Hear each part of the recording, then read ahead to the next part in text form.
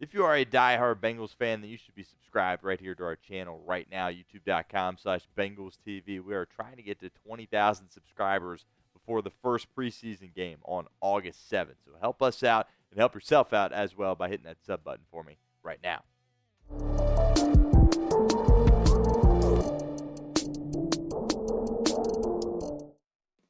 What's going on, Bengals fans? Stone Shields on hand for another edition of Bengals Breakdown. And coming up on today's show, we're going to be talking about what exactly transpired at the media luncheon that took place yesterday. They do this every single year, and I always think there's some noteworthy takeaways that you can ascertain from this session. All the beat writers, they are there, boots on the ground at the stadium. They talk to Zach Taylor, Dan Pitcher, Duke Tobin, the owner, Mike Brown. So it always gives us a little bit of insight as far as where things are at right now as an organization heading into training camp. So we're going to be breaking down 5 top takeaways here on today's show.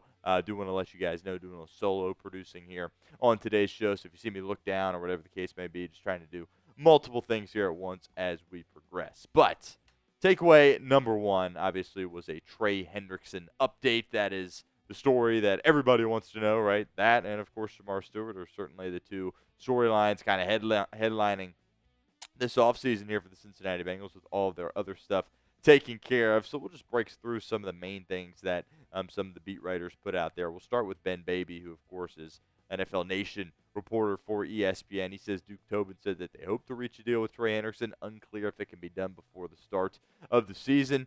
Duke Tobin kind of once again hammered that home, right? He at the combine was like, yeah, we want Trey Henderson to be here, and this is really the first time publicly he's been in a situation to really comment on it, and seemingly things have not changed, but they all understand that obviously it's a negotiation. Both sides need to ultimately settle and reach an agreement, and that's something obviously that both sides have struggled with here at this point. As for Paul Dehner Jr., he said certainly a sound of optimism, progress regarding Trey Henderson from yesterday's luncheon. Mike Brown said, I think we're in a good spot. I hope this thing comes together soon. I'm just going to leave it at that.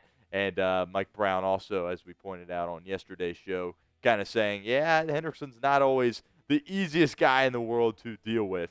But, at the same time, obviously he's a really, really good football player, and the Bengals are trying to do everything they can to keep him here in Cincinnati and make him happy and give him the contract in which he deserves. But seemingly, when you talk to everybody within the organization, they want Trey Henderson to be here, and Trey Henderson also wants to be here as well. So he says.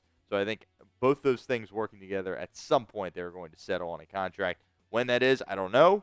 Could be as early as today or yesterday, perhaps. If we are obviously we're filming this here on Monday, but I would love for it to come true on Monday night, and this video comes out and it's already done. But things are trending in the right direction. Obviously, we will see when anything is official here at this point. Next up, the second main storyline kind of dominating things here for Cincinnati this offseason is, of course, Shemar Stewart. There really is no real update as far as the whereabouts in terms of when he's going to be here with the football team. But at the same time, there are some people that commented, of course, on Shemar Stewart. I did think it was interesting hearing from both Mike Brown and Duke Tobin as well. Dehner put this out, saying, as for Shemar Stewart, the tone is much less glowing. We'll have more on it soon. Mike Brown called the level it has risen to silliness, and then he also said Duke Tobin was a heck of a lot more direct. And this is what Tobin said. As we've seen Tobin, be stern with his words before, and this is certainly fitting in that category. He says, I think Shemar needs to be here. I'm not going to blame Shemar. He is listening to the advice he is paying for. I don't understand or agree with the advice, but I'm not the one paying for it. If I felt we were treating him unfairly as it relates to all the other draft picks in this year's draft, then maybe it would be a different story. But we are not. I don't understand where things are there. So Duke Tobin basically being like, we're doing everything fair. He's just not being here, and his agent's a little bit crazy. And ultimately that has resulted thus far in the Bengals and Shemar Stewart, Shemar Stewart not practicing for the Cincinnati Bengals here at this point so far.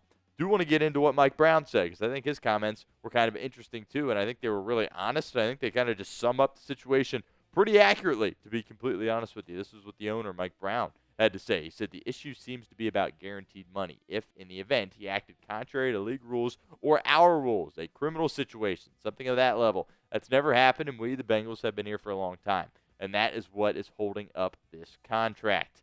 From our vantage point, It is a form of foolishness for this not to get done. I don't want to pay somebody who hypothetically could be in jail for 4 years at this level of pay. Do I think any of that is going to happen? No. That is why I use the word foolishness. We want to get it done and get him in here working. He is a good young guy. That's basically what I've been trying to say here at the channel, is that this stuff with Shemar Stewart, it's not a situation where, if he gets hurt on the football field, the Bengals won't take care of him. No, that's not the situation at all. It's off the field, non-football stuff, and he wants to have his guarantees protected. But at the same time, it's like, if you do something like that, if you mess up off the field and get arrested, they shouldn't be guaranteed, right? You shouldn't be getting the same amount of money as if you were just behaving yourself and, showing up to work every single day. So, I mean, it's very common that NFL teams are doing this here at this point, but for whatever reason, Shemar Stewart and it's really his agent are really digging their feet in, and I think this is a bad mistake from Shemar Stewart and his team. What's your one-word reaction to Mike Brown's comments on Shemar Stewart? Let me know in the comment section of today's show. Just one word. People obviously always are picking on Mike Brown, but I thought that was pretty well said, to be completely honest with you, from the Bengals owner there. But regardless, get that one-word reaction for me in the comment section right now. Also, make sure you guys go check out these shirts over at Fanatics. They're these Bengals Hoodie T-Shirts. I think they're great for training camp. It's quality material, but it's also, thin at the same time, so you can wear it out in the sun. It's got the hood to shield you from the sunlight as well. They're really cool shirts. They're on sale now over at Fanatics, so really encourage you guys go over there and check them out. So we'll put that link in the comments section and the description of today's show. One more time for you guys, it's chatsports.com/Bengals Hoodie T-Shirt /. Next up is some injury updates, which you always get some interesting ones this time of the year. And there's really only two main ones here for the Cincinnati Bengals to discuss on today's show, both of which are positive situations. Dax Hill, he's fully cleared. He's ready to go. The Bengals need it, right? Bengals need him to be their best DB, period, I would say, this coming season. He played, 5 games last year before tearing the ACL. The Bengals still picked up that fifth-year option, showing how much they believe in him, and they're ready for him to, really anchor down the back end of Al Golden's defense. And I'm certainly excited for that. Hopefully he doesn't suffer any setbacks and he's good to go, but he's going to be fully cleared.